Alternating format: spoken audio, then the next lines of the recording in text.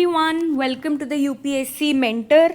यहाँ पे हम आपके लिए लेकर आए हैं 2 मिनट सीरीज़। आप देख सकते हैं इस सीरीज़ का 20th वीडियो है।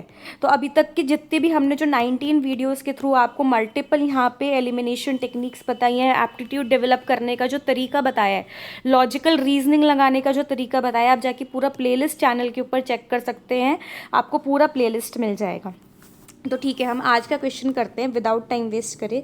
देखिए 2022 के प्रीलिम्स में सवाल आया था, the 24 hour mean of PM 2.5 should not exceed 15 microgram per metre cube and annual mean of PM 2.5 should not exceed 5 microgram per metre cube. In a year, the highest levels of ozone pollution occurs during the period of inclement weather. PM10 can penetrate the lung barrier and enter the bloodstream. Excessive ozone in the air can trigger asthma.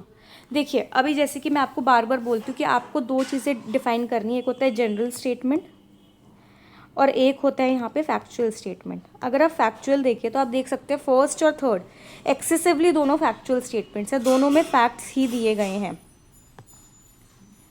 जो fourth है ये इसको जो है आप general statement की category में रख सकते हैं. देखिए excessive ozone in the air can trigger asthma. कितना जनरल स्टेटमेंट है कि जब ओजोन बहुत ज़्यादा हो जाएगा तो अस्थमा हो सकता है. ये नहीं बोला इट विल डेफिनेटली ट्रिगर, ये बोला कि इट कैन ट्रिगर. हाँ देखिए हो तो सकता ही है कि एयर पॉल्यूशन हो रहा है ओजोन की वजह से, तो उससे अस्थमा हो सकता है.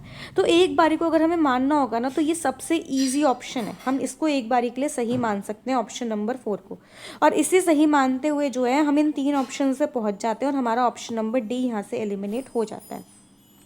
अब देखिए मैंने आपको पिछली वीडियोस में भी बात बताई है, जहाँ पे भी दो तरीके के फैक्ट्स दिए गए हैं. देखिए यहाँ पे PM 2.5 से रिलेटेड फैक्ट्स हैं और यहाँ पे PM 10 से रिलेटेड फैक्ट है. जब ये चीज़ दी गई है ना कि दोनों जगह फैक्ट्स दिए गए तो दोनों में से 95% चांसेस ये होते हैं कि एक फैक्ट सही होगा. ये देखिए दोनों में PM के बारे में ही फैक्ट दिया गया है.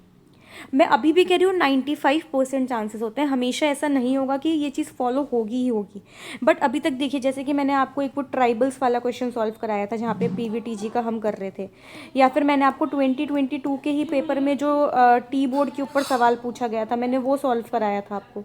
आप उन सभी क्वेश्चंस में जाके ये चीज़ चेक कर सकते हैं कि जब दो फैक्ट्स आ रहे हैं तो उसमें से कोई एक तरीके का फैक्ट जो है वही सही हो रहा है. देखिए दोनों सिमिलर टाइप के फैक्ट्स हैं, तो मैं क्या करूँगी जहाँ पे 1 और 3 एक साथ आ रहे हैं मैं एक बारी को उसको एलिमिनेट करने का ट्राई करूँगी.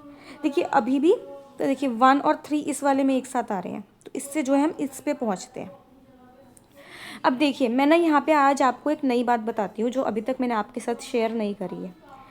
देखिए जब भी पेपर में ना दो फैक्ट्स दिए होते हैं जिस भी स्टेटमेंट में, जनरली ऐसा होता है कि जहाँ पे दो फैक्ट्स दिए होते हैं वो सही होता है. यूपीएससी दो फैक्ट्स को गलत नहीं करती है. देखिए जैसे यहाँ पे 24 hour mean of 2.5 should not exceed 50 microgram per metre cube and annual mean of PM 2.5 should not exceed 5 microgram. ये दो फैक्ट वाला स्टेटमेंट है. ऐसे जब मैंने आपको PVTG वाला सवाल सॉल्व कराया था ना, वहाँ पे भी जहाँ पे दो फैक्ट्स थे वो चीज़ सही थी.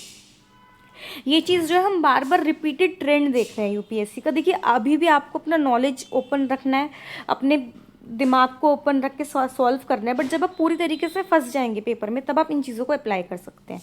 तो देखिए और PM 10 can penetrate the lung barriers and enter the blood stream. आप यहाँ पे ना एक कॉमन सेंस लगाइए कि PM 10 का मतलब ये होता है कि यहाँ पे पार्टिकल जो है एयर पॉल्यूटेंट का वो उतना बड़ा होते जाएगा. PM 2.5 का मतलब वो जो सबसे छोटा पार्टिकल होता है PM की कैटेगरी में. तो जितना छोटा पार्टिकल होगा उसे हमारे लंग्स के अंदर घुसना उतना आसान होगा ना. जितना बड़ा होगा वो तो बैरियर बन जाएगा, वो नहीं घुस पाएगा अंदर.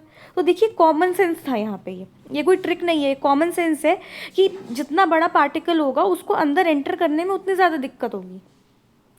तो यहाँ पे जो था ना इन्होंने PM 2.5 को जो है PM 10 से रिप्लेस किया था. जैसे कि मैंने आपको टी बोर्ड वाले सवाल में भी बताया था, सिंगल फैक्ट को रिप्लेस करना बहुत आसान होता है कि PM 10 की जगह PM 2.5 कर दिया, PM 2.5 की जगह PM 10 कर दिया. और यहाँ पे जब इतनी कॉम्प्लिकेटेड डिजिट्स आ रही है ना तो कहीं ना कहीं से कॉपी पेस्टेड है. मतलब ये ऑप्शन नंबर 1 की ये मैं बात कर रही हूँ. तो यहाँ पे क्या होगा, ऑप्शन नंबर 3 गलत हो जाएगा और इससे जो हम आंसर पे पहुंच जाएंगे, जो आंसर बी है।